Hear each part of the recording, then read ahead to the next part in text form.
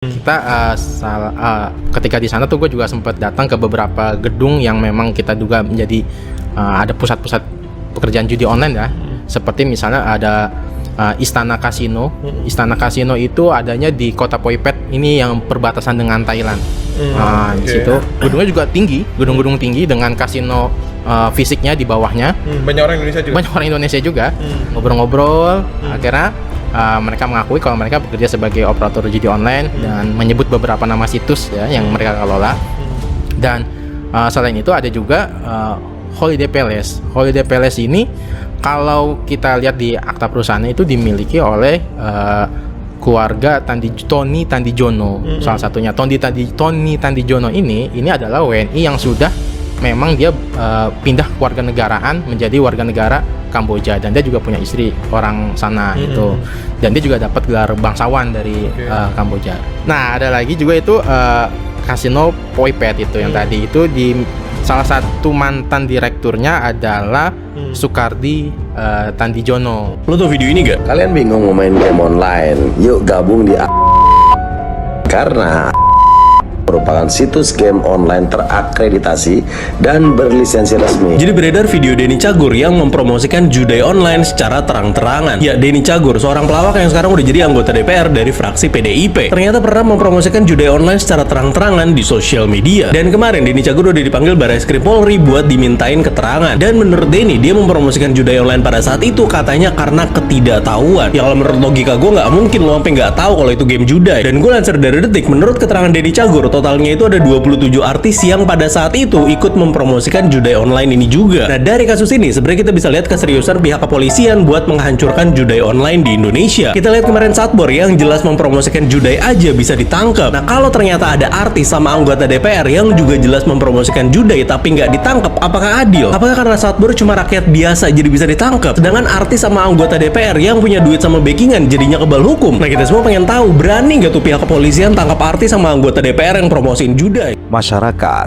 meminta aparat penegak hukum mengusut keterlibatan publik figur dalam kasus promosi judi online. Penegak hukum diminta tidak hanya menangkap TikToker Gunawan alias Satbor, warga Sukabumi, Jawa Barat, yang juga mempromosikan judi online. Penegak hukum harus adil, termasuk terhadap publik figur yang terlibat pada aktivitas judi online.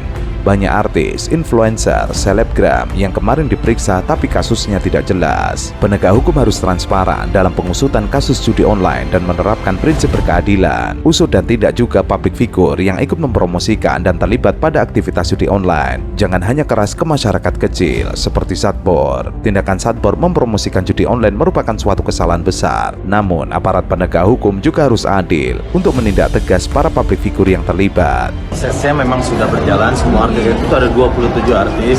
Waktu itu karena ketidaktahuan, kita semua pun sudah dipanggil ke Barreskrim. Saya sudah datang mengikuti aturannya sebagai warga negara yang baik. Saya datang. Setelah itu prosesnya berjalan dan sekarang semuanya kita serahkan kepada pihak kepolisian. Jadi termasuk Bang kalau boleh tahu. Udah semua udah dipanggil. Itu video itu kapan Bang dibikinnya? Udah lama, udah beberapa bulan. Udah lama sih semuanya dipanggil satu persatu. Berarti sebelum menjadi anggota dewan ya? Itu setelah jadi anggota dewan atau gimana Bang? Lagi perjalanan. Lagi perjalanan, tapi udah ditetapkan atau dilantik gitu Bang Din? Jangan sampai hukum tajam ke bawah tapi tumpul ke atas. Masyarakat juga sudah gerak dan berteriak meminta hukum bisa adil bagi semua masyarakat. Kasus promosi judi online yang dilakukan publik figur harus menjadi peringatan keras bagi semua pihak, sebab mereka memiliki pengaruh besar terhadap masyarakat untuk terjerumus dalam judi online. Modus judi online saat ini, yakni dalam bentuk game online maupun hiburan, sudah banyak masyarakat yang menjadi korban. Bahkan sekarang mereka semakin pintar dengan menyamarkan sebagai game. Inilah pentingnya sosialisasi dan edukasi terkait judi online. Ada faktor baru dalam politik Indonesia, yaitu suara netizen. Dan bahkan faktor itu menjadi penentu apakah suatu kasus itu bisa dijaga supaya terus dalam kondisi yang tidak diintervensi politik. Jadi kasus itu soal judi online misalnya, netizen menjadi pelambang pertama atau unsur pertama di dalam upaya untuk mendesak penuntasan dari kasus ini. Olok-olok misalnya, ya projo itu artinya pro judi online. Kan itu datang dari kecerdasan sekaligus kecerdikan netizen untuk mendorong kasus ini supaya tidak dipetieskan. Jadi terlihat bahwa Indonesia sebetulnya punya harapan bagus tentang penegakan hukum kalau ada situasi yang memungkinkan suara itu diucapkan tanpa perlu dihalangi. Bayangkan misalnya kalau zaman Pak Jokowi itu suara netizen semacam ini udah lama dibully lagi oleh hoaxernya. Sebagai informasi, data dari Pusat Pelaporan dan Analisis Transaksi Keuangan mencatat nilai transaksi judi online mencapai lebih dari 600 triliun rupiah pada kuartal 1 2024. Angka tersebut meningkat 83,5% dari tahun 2023 sebesar 327 triliun rupiah. Judi online juga meningkatkan kemiskinan pada masyarakat Indonesia. Berdasarkan data dari Badan Pusat Statistik, angka kemiskinan di Indonesia pada Maret 2023 sebesar 9,36% atau 25,9 juta penduduk. Masalah judi online sudah sangat mengkhawatirkan dan mengancam kehidupan bangsa. Pemberantasan judi online harus dilakukan dengan maksimal dan penindakan tegas tidak boleh pandang bulu. Apakah judi online juga diblokir? Banyak yang diblokir, tapi ternyata seperti ini sekarang yang terjadi. Lalu siapa yang bertanggung jawab terhadap undang-undang ini? Yang diperintah itu pemerintah, yang diwajibkan itu pemerintah. Siapa pemerintah? Ya presiden. Tidak ada pemerintah itu DPR. Pemerintah presiden. Siapa presiden? Pembantunya adalah menteri. Jadi secara hukum yang bertanggung jawab adalah presiden, kemudian menteri yang urusan itu komunikasi, menteri komunikasi untuk take down atau memutus akses, istilah dalam undang-undang itu, memutus akses. Nah ternyata kita tahu bahwa mengenai judi online ini itu kan di belakang sana ada shadow ekonomi yang tidak kelihatan, yang tadi sampai 280 triliun misalnya begitu. Karena memang masyarakat ini banyak yang tergiur dan terbiasa dengan judi dan sebagainya. Sehingga walaupun ada larangan di KUHP, ada larangan di Undang-Undang ITE, ternyata masih ada yang menggunakan itu. Apalagi persoalannya adalah, mohon maaf Bang Karni, saya agak pesimis kalau melihat kondisi yang terjadi sekarang. Pemerintah itu tidak punya kemampuan untuk menjaga negeri ini dari konten-konten yang melanggar perundang-undangan itu. Anda lihat kalau di X itu biasa orang menawarkan pornografi, menawarkan prostitusi, begitu banyak sekarang juga dibuka, bisa itu trending topik sekali tiap malam itu. TikToker Gunawan Satbor ditangkap polisi dan ditetapkan tersangka karena diduga mempromosikan judi online saat live di TikTok. Dia berjoget patok ayam sambil live TikTok dan mendapat saweran dari penonton. Diduga penyawer adalah akun judi online. Itulah alasan polisi di Sukabumi, Jawa Barat menangkap pria ini pada 31 Oktober 2024 lalu. Ternyata ada 27 artis yang pernah mempromosikan judi online. Salah satunya adalah anggota Komisi 10 DPR RI dari PDIP, Denny Cagur. Bahkan ada 27 artis yang diajak kerjasama dalam promosi judi online tersebut. Di antaranya adalah Denny Cagur, Gilang Dirga, Boy William hingga Arif Muhammad. Namun mereka mengaku tidak tahu menahu ternyata website yang dipromosikan itu adalah situs judi online. Denny mengklarifikasi soal videonya rame karena diduga promosi judi online lewat akun media sosial Instagram pribadinya. Ia menyatakan video yang tersebar merupakan video lama. Denny pun mengatakan semua artis yang turut mempromosikan judi online itu sudah dipanggil Barreskrim Polri. Ia pun sudah menjelaskan ketidaktahuannya mengenai situs itu ternyata judi online. Negeri ini mohon maaf, ada banyak persoalan yang menyebabkan negara ini tidak, atau katakanlah lemah sekali dalam kedaulatan digital. Negeri kita ini lemah sekali dalam kedaulatan digital. Sampai sekarang, kalau Pak Prabowo sebagai presiden baru, Bu Mutia sebagai menteri baru tidak bisa mengembalikan atau mengumpulkan kedaulatan, maka yang terjadi hanya ya hangat-hangat ayam, yang kena hanya orang-orang kecil, masyarakat yang kecil-kecil, kemudian juga hanya konten-konten yang berasal dari dalam negeri. Misalnya begitu, yang dari luar negeri, entar dulu. Apa itu kedaulatan digital? Kedaulatan digital adalah kemampuan bangsa atau negara ini bahwa server atau data-data tentang warga negara dan transaksi dan aktivitasnya di dunia online itu harus di Indonesia. Bang, jangan dijatuhin. Aduh.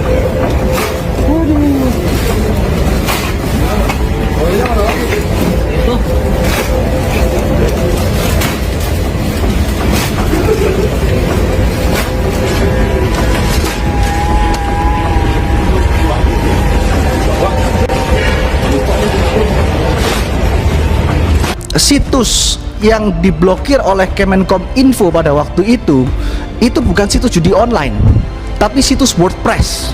Siapa yang mengawasi terkait adanya pemblokiran ini apabila ada terjadi kesalahan? Saya tadi pagi saya conference call dengan pegiat media sosial namanya Roy Sakti dan Mr. Bird. Mungkin teman-teman Kominfo sudah tahu siapa Mr. Bird. Kenapa saya bilang sudah tahu? Karena Mr. Bird dipanggil Kominfo tanggal 12 Agustus 2024. Mr. Bird di situ menyatakan bahwa situs yang diblokir oleh Kemenkominfo pada waktu itu bukan situs judi online, tapi situs WordPress. Dan dipanggil, disuruh membuktikan dan dibuktikan di Kominfo, bertemu dengan Pak Bima dan Pak Bintang. Lalu dia juga menemukan problem serius di Kominfo pada waktu itu, di mana dia bisa membobol website Kominfo dalam waktu 30 detik dan menggunakan semua nama dari pejabat Kominfo untuk melakukan apapun itu, termasuk untuk memesan hotel, untuk email ke siapapun. Jadi itu sampai detik hari ini sudah disampaikan dan ditunjukkan dan belum diperbaiki sampai hari ini. Anggota Komisi DPR melakukan rapat dengan Menteri Komunikasi dan Digital. Salah satu pembahasan dalam rapat tersebut terkait pemblokiran judi online yang melibatkan oknum pegawai Komdigi. Anggota DPR mengkritik kinerja mantan Menteri Komunikasi dan Informatika Budi Ari Setiadi selama menjabat. Pasalnya, baru-baru ini Polri menangkap sejumlah pegawai Kementerian Komunikasi dan Digital karena diduga melindungi judi online. Saat itu, Budi Ari memimpin kementerian tersebut. Pada akhir tahun 2023, tersangka AK mengikuti seleksi penerimaan calon tenaga pendukung teknis sistem pemblokiran konten negatif yang bersifat terbatas di Kementerian Komunikasi Digital, dan hasilnya terhadap tersangka AK dinyatakan tidak lulus. Namun faktanya tersangka AK kemudian dipekerjakan dan diberikan kewenangan untuk mengatur pemblokiran website perjudian. Sebelumnya, Polda Metro Jaya telah menangkap 15 orang terkait kasus judi online, yang 11 diantaranya merupakan pegawai Kementerian Komdigi. Pegawai Kementerian Komdigi yang terlibat kasus judi online diduga melakukan penyalahgunaan wewenang. Mereka diberikan kewenangan untuk melakukan dan mengecek web-web judi online. Mereka juga diberikan kewenangan untuk memblokir. Namun mereka menyalahgunakan hal tersebut karena mereka sudah kenal dengan satu sama lain. Mereka tidak memblokir dan malah menyewa dan mencari lokasi sendiri sebagai kantor satelit. Budi Ari juga dia membuat unggahan yang terakhir, dia menulis seperti ini. Pertanyaan buat yang ditangkap dan seluruh pejabat Komdigi, pernahkah ada perintah baik lisan atau tertulis dari Menkominfo, yang artinya adalah dirinya karena namanya masih Menkominfo kan Budi Ari sebelumnya ya. Apakah ada perintah baik lisan atau tertulis dari Menkominfo untuk tidak men-take down satu situs atau website judol saja? Jadi apakah pernah dia memerintahkan dia untuk men-take down begitu, untuk tidak men-take down satu saja website dari judol? Begitu. Jadi dia mempertanyakan buktinya mana, begitu kan Mas Hersu, sehingga dia terkait dalam kasus memelihara 1000 akun judol atau 1000 website judol yang sekarang ini sedang dalam kasus ini sedang didalami oleh kepolisian. Nah sekarang kalau kita melihat akun dari Budi Ari ini di Facebook itu sudah lenyap Mas Hersu, tidak bisa. Akunnya masih ada tapi sudah di private begitulah ya, kita tidak bisa membuka lagi begitu karena memang diserbu habis-habisan ini Mas Hersu. Nah kemudian seharusnya ada 5.000 situs judi online yang diblokir, namun 10 oknum pejabat dan pegawai Komdigi tersebut hanya memblokir 4.000 situs judol saja, sementara 1.000 situs judi online sisanya diamankan agar tetap aktif. Salah satu oknum pegawai dari Komdigi mengatakan bahwa mereka mematok harga 8,5 juta per situs judi online yang diamankan. Artinya, jika dikalkulasi, mereka meraup 8,5 miliar rupiah sebagai imbalan memelihara 1.000 situs judi online tersebut.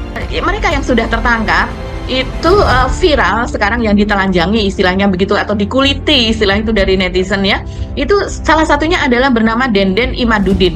Kalau saya lihat ini sosok yang tertangkap di klaster pertama, jadi ada 11 yang tertangkap, itu 10 kan dari pegawai Komdigi begitu ya. Nah ini namanya adalah Denden Imaduddin Soleh, ini pegawai yang terseret kasus judul ini ternyata hidupnya mewah sekali Mas Hersu, dan dia paling suka itu segala macam barang dari rumah mode Burberry yang kotak-kotak itu Mas Hersu. Dan ini ya, dia itu menjabat sebagai ketua tim keamanan informasi Direktorat Pengendalian Aplikasi Informatika. Luar biasa sekali.